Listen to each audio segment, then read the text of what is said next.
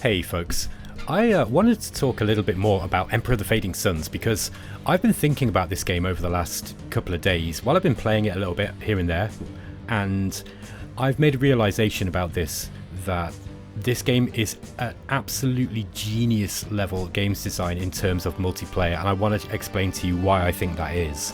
Now maybe you can tell me whether you agree with me or not, whether you think this is clever or not, but so, by the way, I've got a bit of a habit of kind of rambling on from topic to topic. It's just the way that my brain works, particularly when I've had caffeine. So I'm going to try to keep this focused. I appreciate so many people watched the last video, but it was a little bit, kind of all over the place. So I'm going to try to be a little bit more focused. Let's see if I can manage that. Oh, by the way, this is a little tip for you. If you're playing single player, send yourself messages so that you know what you were doing at the end of the game. This is a tip I got from my friend Imperialis. It's just an amazing tip, by the way. So yeah, that's why you see myself send myself a message here. Okay, so what I wanted to say about this game, the reason why I believe that it is a genius games design that clearly was thought about by very experienced games designers who know what they're talking about, know what they're doing, is the scepter victory condition. Okay, so in Emperor of the Fading Suns, the way that you win the game is that you have to be voted in as the Imperial Regent. When you are significantly powerful enough, you can then declare yourself Emperor. You click on this button here and it says, are you sure you want to lay a claim to the Emperor's crown? At that point, you then have to win 2 votes, which is 20 turns of gameplay, if I remember right. I think it's 20 turns of gameplay. You have to win 2 votes, and you have to be able to survive those 2 votes as the regent. And if you get those votes, you become the emperor and you win the game. Now you are always in competition with 4 other houses. Not just that, but you've got the League and the Church to consider as well. We'll ignore the Vow for now because they don't have anything to do with the Scepter's victory condition. Actually, let me just turn this music down a little bit. Okay, so the reason why this is clever is multiplayer games have a bit of a problem. These are the scepters, by the way. Here they are. I've got 3 of them here on this one planet. I actually split mine up. Not everybody does that, I don't think, but there you go. I actually put the others on Cadiz here because I've actually settled this other planet now. In fact, I've got a load of planets. But yeah, so the reason why it's clever is because of the scepters condition, the victory condition. The scepters give you the votes. Okay, every player starts out with 5 scepters. So that's Lihalan, Hazat, Hawkwood, Almaric, and Decados. And then the League and the Church also have 5 each too. And you can gain their votes. You can say, give me all your votes at the next election, and I'll give you X. I'll give you this. I'll give you money. Usually it's money that these guys want. And so that you can kind of manipulate these 2 factions into liking you too. The thing is, the way that you do that with each one is different. These guys like money. These guys want you to adhere to their particular religious sect, and there's this whole system of religion in this game as well. So those are they will tend to vote for the player that is pleasing them the most, whether it's religiously through converting their people to the sect of the patriarch, which in this case here is Orthodox, right? So if you've got a lot of Orthodox players, I'm allied here. Oh, I can actually see Almaric's people here because I've actually got I was a bit sneaky, and I declared war on them quite early, and then I got some of their cities. Look, this is something you can do. I formed a beachhead, and then I pieced out with them, and I gave them a bunch of tech, and they were happy with that. So yeah, so that's something I did, but that's why I can see them. So yeah, you can see that these guys they're quite orthodox as well, but they've got a lot of these brother battles. So anyway, as you take more planets, different planets will have different sects, and you can work to convert them, and that makes the patriarchy happy. That makes the church and the patriarch happy. The other thing you can do is you can also sign the Holy Writ, which reduces your score, but basically gives it. It's a great way of getting them to give you your votes, right? And essentially, mechanically, is what it does. But then it reduces your score by 30%. Okay, so you don't want to do that if you care about the score at the end of the game. But maybe people don't really care about that. It's also a role-playing thing. Remember, this is a role-playing game too. So back to the topic. the scepters vote is very, very interesting, because if you manage to take out another player, you can gain their scepters. Now, you might not necessarily... let's say that I'm fighting against Lee Halan here, who are based on Kish, and I'm Dekados. Let's say I managed to intercept. Let's say they've got something on Malignatus here. Yeah, they've settled this planet. For some reason, they've got a scepter here, and I managed to conquer it. And I take the scepter. Now I've got 6 votes. Okay. In Byzantium 2, I've got 6 votes, and they've only got 4. So it reduces their voting power. This is significant. You've got to be careful in the game, because if you keep all your scepters together and the enemy sees a weak spot, let's say that, you know, it's kind of early on, and somebody rushes me, which is possible. It's difficult to do, but you can do it. And if you lose all your scepters, now all of a sudden, Lee Halan has got 10 votes and Dekados has got 0. So Dekados is kind of out the game. They're not completely out the game.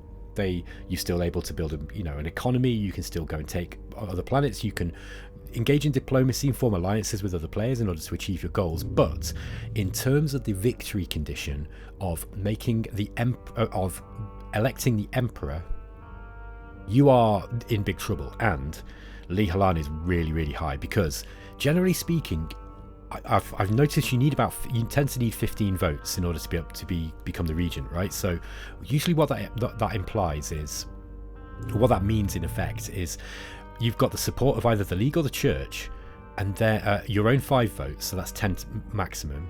So that's 10, and then you tend to have to bribe one of the other guys into giving you your votes. So you'd say to this guy, "Give me your votes, and I want all your votes, and I will give you the Ministry of Imperial Fleet, which is a really powerful. I'll make you the Fleet Commander, which is a really, really powerful ability, particularly at the start of the game, before the sorry, let me just reload that. Before you're able to build your own ships in an effective way, because the Imperial Fleet is a big fleet. Now, you won't be able to see the Imperial Fleet on this game, because Muggins here sent the Imperial Fleet over to Absolution to do a bit of symbiote cleaning, and it got completely destroyed. Most of it.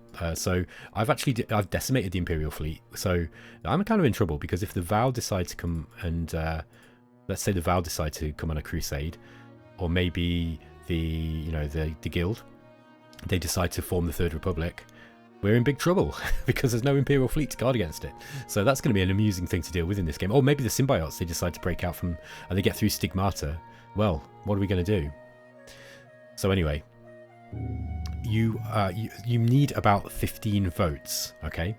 And those 15 votes will then generally give you the Regency. The Regency then allows you to dictate who gets the Stigmata garrison, who becomes the Imperial Eye, and who gets the Imperial Fleet. I've already explained why the Imperial Fleet's powerful. It gives you a bunch of ships that you can just... So what I did when I got as an example, as soon as I got the Imperial Fleet on this game, I flew over to Ishtar, and they're kind of like close to me, right? I think they're 2 jumps away. Malignatus, Ishtar, yeah. So this is Al Malik's planet, and they were causing me some problems actually. So I went over and I destroyed all of their ships. That's it. Those guys are now confined to Ishtar. They cannot get off this planet until they research the technologies that they need in order to get out. In order to build their own ships, they've got to be able to build freighters and landing ships to be able to make a start. They are really in big trouble now. Now, it doesn't mean the game's over for them. They can still do a lot of stuff. And actually, if you look at the scores, they've got loads of money because they're not spending it on stuff. They've not got as many cities because they can't get off planet, but they are successfully developing their own homeworld. So they're not out of the game. I mean, look, you can build these homeworlds into absolute hive cities. It's limited what you can do with them, because you can only get a certain amount of mines and farms, which are your limiting factor on your core resources, right? You can only put those within 5. They've got to be 5 hexes away from one another. So a farm or a mine has to be 5 hexes away. But you can see with this new tool that they've put in, where you can put one of these things. For example, if I want to build a farm, I can get some down here.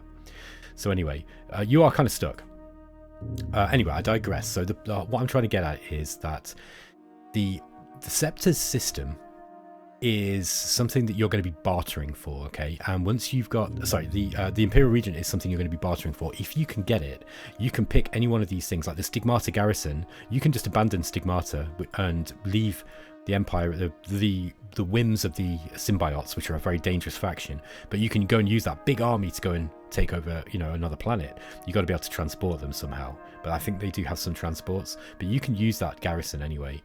And same with the Imperial Eye. The Imperial Eye can also be used in various ways, and it also gives you map information on every planet. Look, I had the Imperial Eye for a bit, I think, if I remember right. Yeah, so I got map data on all these guys, on all the other houses. So, back to the point, why does this make multiplayer such a fascinating game? Well, you have to understand that this is not a map painting game. It can be played like that. The thing is, if you map paint, right, look how many cities you can build. It can be a very long game if you just want to play it as a game where you just gradually go to planet takeover. Let me just show you, for example. Let's go to Cadiz, where this is my second planet I got. And look at this. Look, I'm building loads of engineers, building lots of industry, getting a really powerful industry, and I'm starting to use that to build the singularities that I need in order to build a new fleet, build new ships. Got to work your way up through the research tree too. So it can be quite a long and slow game if you are literally just playing it like a classic 4X. That is not necessarily how you have to play this game. You can play it like that, and I'd say Hazat are well suited towards that kind of style of play because they've got very strong, they've got the Battle Master's ability, which makes you better in combat with a noble in your stack. They've also got some other stuff as well, but that's a really powerful ability. They start with more military units as well, if I remember right. However, the diplomacy system is where this is very, very interesting, because if a player, Emperor of the Fading Suns has lots of anti-snowball mechanics in it to stop the game from running away with the player who starts winning. Okay, so for a start, if you get voted in Imperial Regent and you start handing out these abilities to others, the fact that you're in Imperial Regent now is quite difficult to remove you from that spot, because you've then got to get somebody else. One of the other houses has to get enough votes from the other factions in order to be able to get more votes than you. Okay, if the vote is tied while you are or another player is the Imperial Regent, it doesn't change. Okay, so I've been successfully using this in this game. At first I was giving away quite a lot of stuff to the others in order to be able, you know, as bribes to be able to make myself the Imperial Regent. But you'll find that you don't need to do so many bribes after you've been voted, because you've probably, you know, if you're playing smart, you've probably got the either the trade lead or the church voting for you as well. Which has, as I said, it has its own problems. But so you've already got 10 votes. Now that means that you can, like in the last vote, I got threatened by Lazarus here of House Hazat. He said, I'm going to go to war with you immediately, which is a binding thing, by the way, unless you vote for me. And I was like, okay, well, that means I lose my votes this turn unless I want to be war at House Hazat. And I had a look at the amount of units he's got, and I was like, that doesn't sound good. And I've lost the Imperial fleet. I don't have what it takes to be able to fight him at the moment. I've got lots of military forces, but it's kind of getting them to him. And if he invades me, he could shoot down my freighters or something, and then I'm kind of in big trouble, right? Then I'm in big trouble.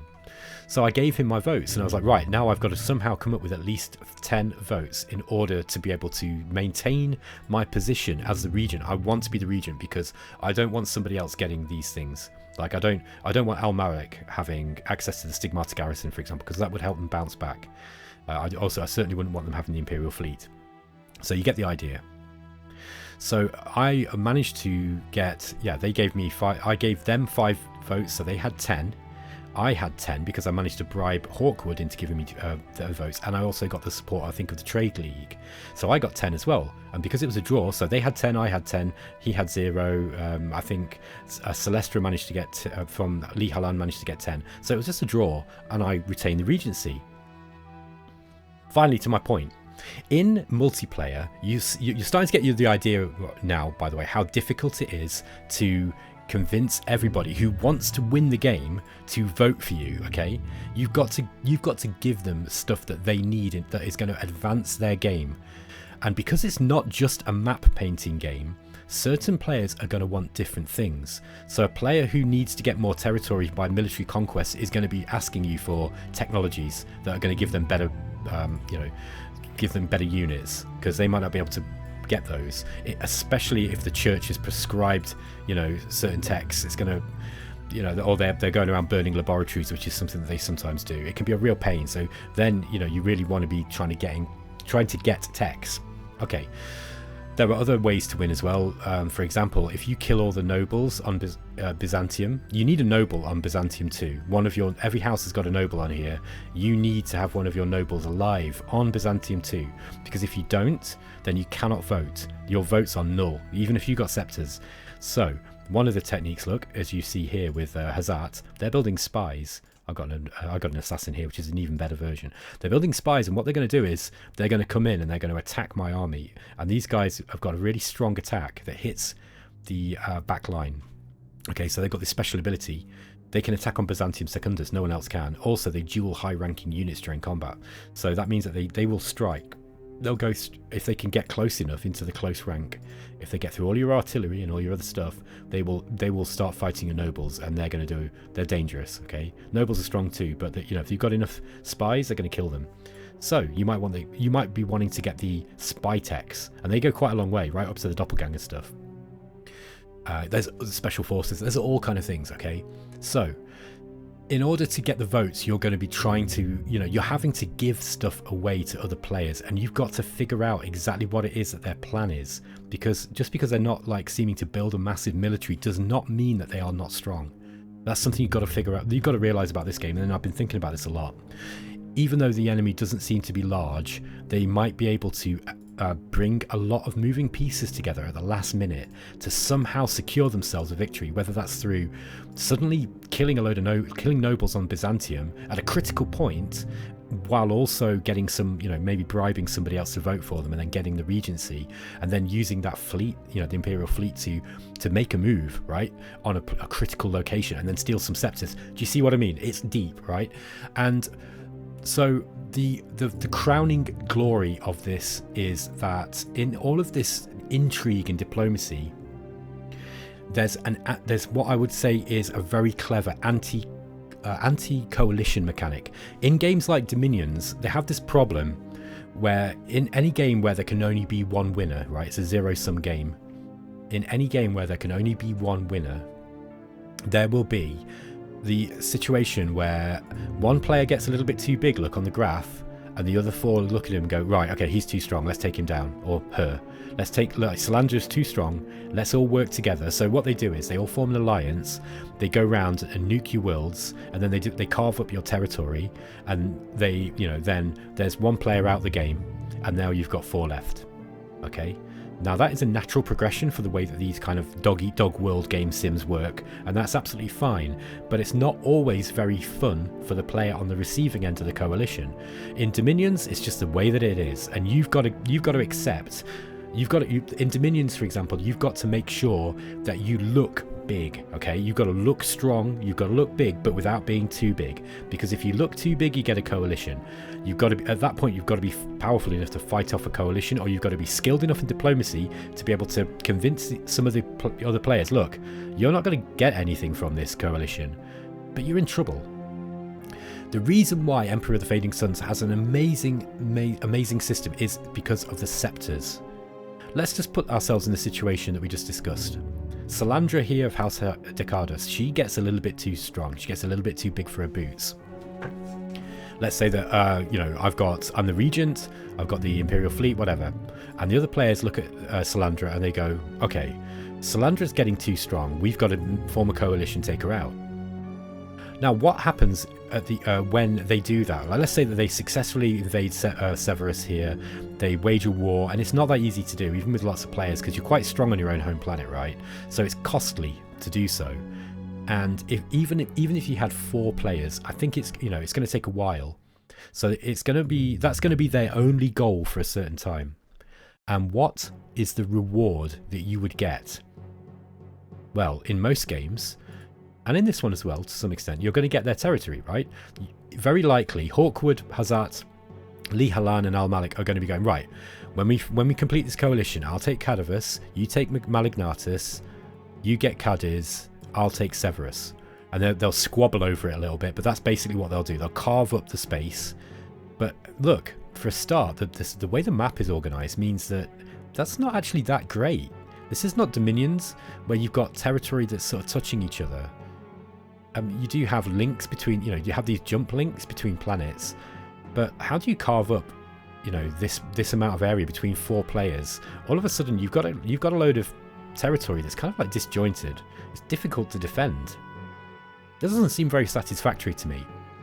Even more so, though, you've then got to consider who gets the scepters. There ain't an even number. There's 5 of them. So let's just say that I was kind of dumb and I left all my scepters in my, you know, in a place where they can't find them. They can find them easily. Let's say there's all 5 scepters here. Well, they've got 4 players, so one player is always going to be like, right, I got one more. You know, one player's going to get more scepters than the other if they divvy them up evenly. And honestly, how good is it to have just one extra vote? One extra vote's a lot, right? It is helpful, don't get me wrong, but is it worth the effort of taking out of going to an invasion, risking an invasion? You're risking your limited fleets. This is another anti-snowballing mechanic and another amazing thing, because ships which transport your fleets, which transport your forces around, are super valuable in this. If you lose them in the early game, you're in big trouble. If you lose a freighter, if you lose a landing ship, even your cruisers, whatever, if you lose anything, you're in big trouble. And yes, you can build them later in the game, but they are expensive to build. The singularities to build are really, really difficult. So it's very risky, and it's almost you are adding you're opening up a big can of worms in diplomacy, because you've got to say, okay, we've located where, you know, my spies have been walking around on Severus. We've found where the scepters are. We found all 5. Who's going to get the extra one? Because we're going to assume, yeah, that 4 players are going to divvy them up by evenly. You would have thought that, unless someone's kind of willing to say, okay, look, I'll give you the scepters, and instead I will take an extra planet. You know, I'll take this planet that's not very well developed, something like this, and I will give you an alliance, and I'll give you a load of resources, whatever it is, right? Maybe that's how that works. But I just think that this is a wonderful, wonderful thing to make coalitions less attractive. It's because of this victory condition. It's because of these scepters. I think the games designers thought about this very carefully. Like, I mean, this is 1997, and bearing in mind that Andrew and his team, and the other guys, Bill and Andrew and whoever it was, they were designing this game for a couple of years before this, really, because it was part of this greater Fading Suns universe. They thought about this, but this was a little bit before 4X games were really, you know, well established, right? I mean, they'd have been starting making this game probably in about 95, maybe 94, even 95, and by then Master of Orion 2 was only just coming out, or it was not even, yeah, I think it came out in 95. And I'm telling you, the problems with 4X games in terms of, you know, established issues that we know about them certainly they were not in the public consciousness then. I guarantee it. That games designers will have looked at games like Master of Orion, Civilization, to try to analyze them for their flaws. But it wasn't known, you know, so much. This whole idea of, well, there's too many units to manage, or the end game's kind of dull, or that the stronger players snowball and win. You know, all that sort of stuff that people complain about now probably wasn't known about so well at the time. And yet these guys had the foresight to come up with this system where you've got these scepters, and the odd number of scepters. This is a really deep game, man. Can I admit, along with the video that I just put out about why I think this is a really greatly designed game, which I admit was a bit rambling, and it was a fluff piece, you know, I just wanted to fluff the game show and just talk about what I thought was one of, you know, my new favourite games and why I liked it. But as I've played it more over the last few days, I've really started to see just how clever this game is. The games designers who made this game are S-tier games designers, if we're going to use that terminology. They are super experienced. They know how they've thought about the ramifications of the diplomacy system that they've put in. They've thought about the way that the territory is laid out, and look, they've made it so that it's not actually that advantageous to be divvying up territory between coalition partners once they've completed, you know, a dogpiling of one player. Sure, you've taken Decadas out, right? And that's, I mean, is that good? I'm not even convinced that this is a game where you want to be one by one eliminating players until just one exists. that is one way to play, absolutely, but it's a long game playing like that. The other thing is that you kind of need allies in this game, because you need to win those votes, right? It's not that easy to keep both the trade guild, the league, sorry. It's not that easy to keep the league and the church happy with you, especially as the game develops and other stuff starts cracking off, because, you know, at some point the Val might come knocking, or the symbiotes might have a big invasion of those guys you got to deal with. At that point, do you really want to be on your own? I'm not sure you do. I think you need to keep these other players in the game. So actually knocking other players out of the game does not seem like an optimal strategy to me, at least in terms of, you know, unless you've got a very specific trajectory that you're working towards and you've planned it out very carefully how you're going to do this. This game gets like Dune, you know, like the original Dune series. You've got to be Baron Harkonnen, right? You've got to be thinking like Baron Harkonnen, plans within plans. And I think that actually killing off like a hated enemy, that might be a good idea. Like, for example, if somebody attacks you and they're not relenting because they're kind of being a bit of a dick and they're just going for you and they're not listening to sense, then maybe you do need to get a coalition like, hey, can you help me get rid of this guy off me? He's not listening to sense. I don't think he's going to be a very good player to be able to engage with. Let's just knock him out of the game. Fair enough, right? But I think if you're leaning into the role-playing side of this game, which I really think you should be doing with a game that's this good, with a game that's really gone to this effort to really tie in lore, this holistic design, as Andrew calls it, you know, this holistic design approach to the experience of games, video games and role-playing games, whatever. I think you really want to be leaning into the role-playing side of this game in a big way.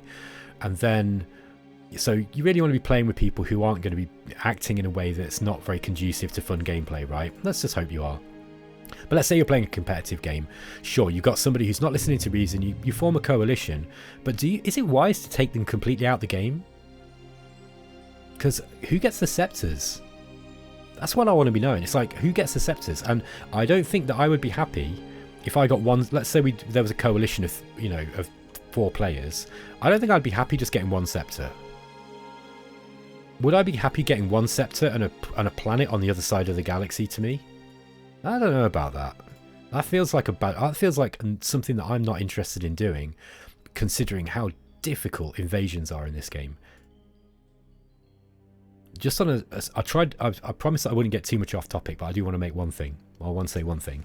The invasions in this game are second to none. There are no other games that simulate invasions like this except one, and that is Galactic Ruler, which is also a very interesting game. However, that's real time, and I don't think it's as good as this. I do like Galactic Ruler, by the way. I think it's an underrated game, actually. I think it's unpolished and a bit kind of janky and very battle goat, but they've made a good game there.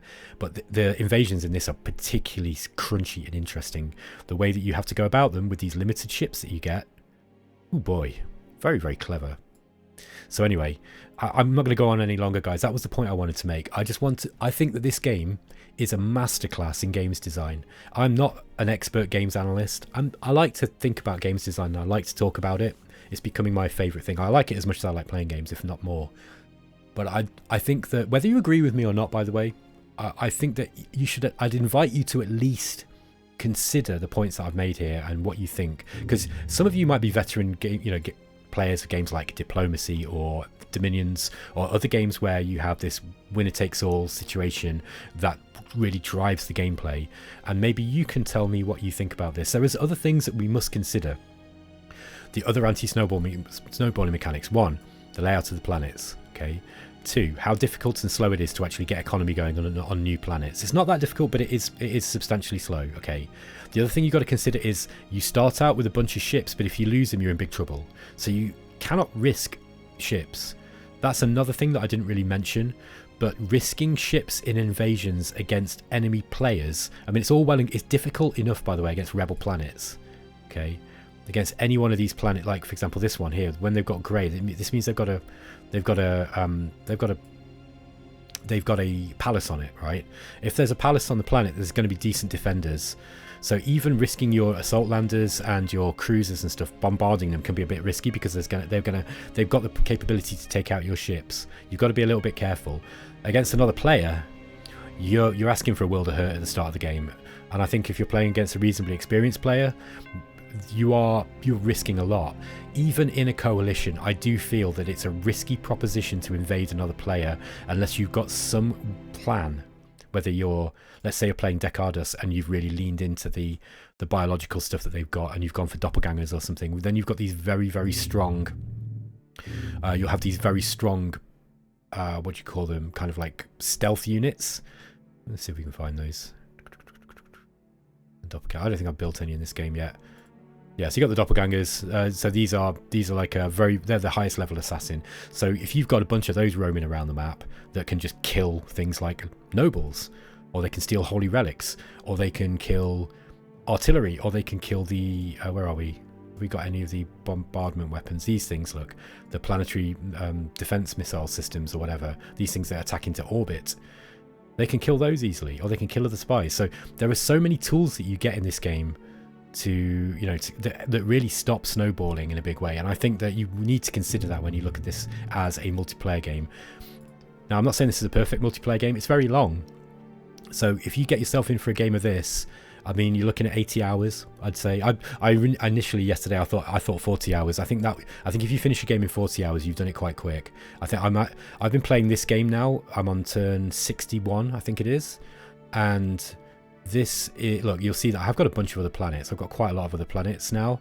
So I'm in a position to make a play for somebody's scepters. I could probably take Al Malik on, but it's going to be another 20 hours at least, and it might be 80 maximum. So maybe I underestimated the amount of time it does take to play, but I tell you, it's a joy. If you're the sort of person who likes to play slow and chilled, and you like to control stuff, you're like, right, okay, well, on this planet I'm going to be building this formation of tanks, and I'm going to set those aside for this particular invasion. You put everything on sentry that you don't need to move, so that actually your turns take your turns are only taking 5-10 minutes each. Actually, the game moves by relatively quickly, and yeah. Alright guys, thanks for watching. I just thought you might find that interesting, my thoughts on why I think that this has got some very, very, very clever games design behind that make it a very interesting multiplayer game. Not to mention the lore. I reckon if you play with an RPG group, as this was intended to be played, I think, you play with people who are into RPG stuff and you lean into these, you go and read the rule books. You can actually go and read the second edition rule book. There's a Google link to it online if you want to read it, the older versions. By the way, I don't know if that's legal or not, so if it's not, I apologise, but don't do anything illegal. But you can find, the older rule books online if you look, and you can go read through the lore, and the lore is absolutely fascinating. It's one of the most interesting RPG universes that I've learned about. It's so fascinating. Thanks for watching, guys, and I'll catch you next time. Let me know what you think in the comments, by the way. I'd really appreciate it if you did. Also, I got a lot of views on that last video, and so if any of you are still watching, I'd appreciate it if you subscribe to my channel. I'm going to try to do more commentary on games design and just my thoughts on the games industry and stuff like that, because working with meta abuse has really kind of got me thinking about this stuff in a big way now, and I'm probably more interested in that than I am in doing very long Let's Play series, to be honest. So yeah, please subscribe and comment. Just help me out with the algorithm. I've got to do a rain dance every time I put a video out, pretty much to please the algorithmic gods, as Mark from the Electric Underground put it. So yeah, and it's great if I get a little bit of help with that. Thanks guys, catch you next time. Take care.